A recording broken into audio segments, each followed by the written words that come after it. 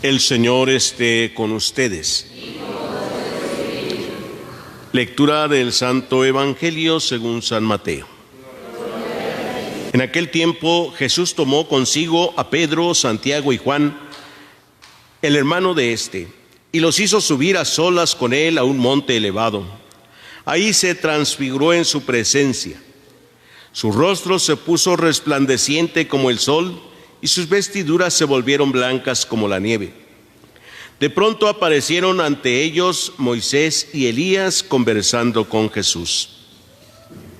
Entonces Pedro le dijo a Jesús: Señor, qué bueno sería quedarnos aquí. Si quieres, haremos aquí 3 tiendas, una para ti, otra para Moisés y otra para Elías.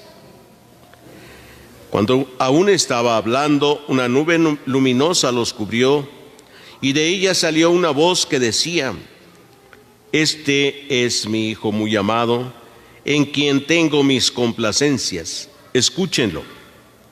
Al oír esto, los discípulos cayeron rostro en tierra, llenos de un gran temor. Jesús se acercó a ellos, los tocó y les dijo: Levántense y no teman. Avanzando entonces, los ojos ya no vieron a nadie más que a Jesús. Mientras bajaban del monte, Jesús les ordenó: No le cuenten a nadie lo que han visto hasta que el Hijo del Hombre haya resucitado de entre los muertos. Palabra del Señor. Pueden sentarse un momentito. Queridos hermanos, hoy celebramos la fiesta de la transfiguración de nuestro Señor Jesucristo. Este acontecimiento nos lo describe hoy de una manera el Evangelio de San Mateo, aunque también lo encontramos en el Evangelio de San Marcos, en el Evangelio de San Lucas, o lo que se llaman los evangelios sinópticos, en donde el mismo relato se encuentra en los 3 evangelios. Jesús tomó a 3 de sus discípulos. Fíjense, nada más toma 3 de los 12, nada más se lleva 3, a Pedro, Santiago y Juan.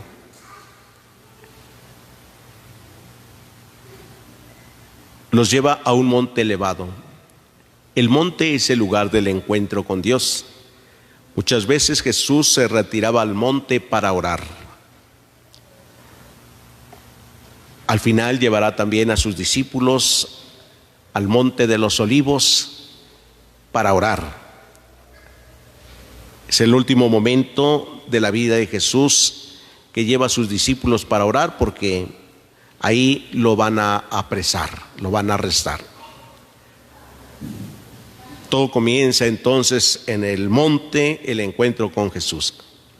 Mientras están ahí en el monte, Jesús se transfiguró en su presencia.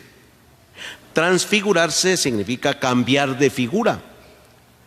Su rostro era resplandeciente, sus vestiduras tan blancas que todo estaba iluminado. Pero no solamente era el ambiente, sino que además esto provocó a los discípulos un ambiente de paz, de tranquilidad, de alegría. No sabían ni qué estaba pasando, pero estaban felices, de tal manera que Pedro le dice a Jesús: Señor, qué a gusto estamos aquí.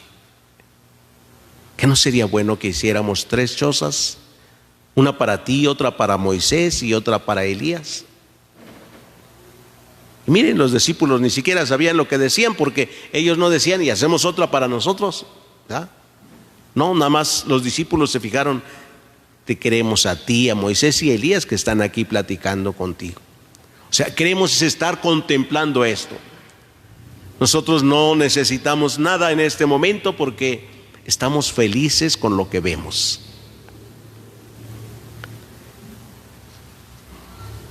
Sin embargo, De repente se pone una nube sobre ellos, la nube también queda iluminada. Y de esta nube sale una voz que dice: este es mi Hijo muy amado, en quien tengo mis complacencias, escúchenlo.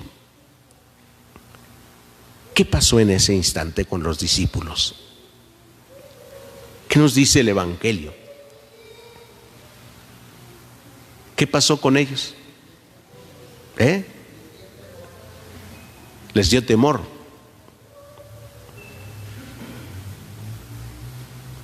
Dice que cayeron rostro en tierra.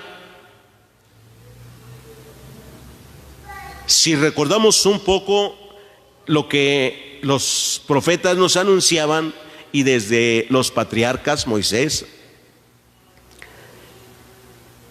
Dios había dicho también, y lo habían revelado los profetas y los patriarcas, que nadie podía ver a Dios, porque el día que lo vieran, ese día morirían. El día que alguien viera a Dios. Los discípulos lo saben. Por eso, al escuchar la voz y al ver algo tan distinto, tan diferente en su vida, pues sabían que era Dios. Por eso se llenaron de temor. Dijeron: Dios aquí ya estuvo, hasta aquí llegamos. Es el momento de la muerte. Y aunque el Evangelio no nos dice si estos realmente murieron por estar contemplando ahí a Dios, en la gloria de Dios, no nos dice si se murieron o no, pero lo que vemos es lo que hace Jesús. ¿Qué hace cuando están rostro en tierra? Dice: los tocó. ¿Para qué los toca? Bastaba con que les dijera: levántense, no tengan miedo, ¿no? ¿Qué le dicen ustedes a su niño si se cae? Levántate, no pasa nada, levántate. Bueno, eso sí, no son tan consentidoras, ¿verdad? O consentidores, y corren: ¿qué le pasó? ¿Qué le pasó? Y lo levantan y: ay, no llore, pobrecito, y ya está, ¿verdad? Pero cuando no son consentidores, dicen: levántese, no pasó nada, levántese. Y aunque el niño llore y llore, ahí se queda tirado: levántese, levántese. ¿Sí? Y cuando no se quiere levantar el niño, hay algunos que van y lo tocan también al niño, ¿ah? Una nalgadita: levántese, ándele, que se levante.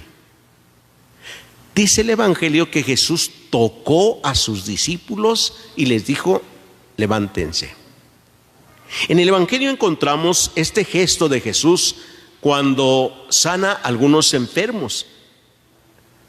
Los toca y les dice: levántate, toma tu camilla y vete a tu casa. Los toca. Cuando llevan a enterrar a aquella joven, aquella niña, hija única de una madre, de una viuda, Jesús la tomó de la mano y le dijo: levántate. Óyeme, niña, levántate. Aquí Jesús también les dice así a estos 3 discípulos: levántense. Los toca y les dice: levántense y no tengan miedo.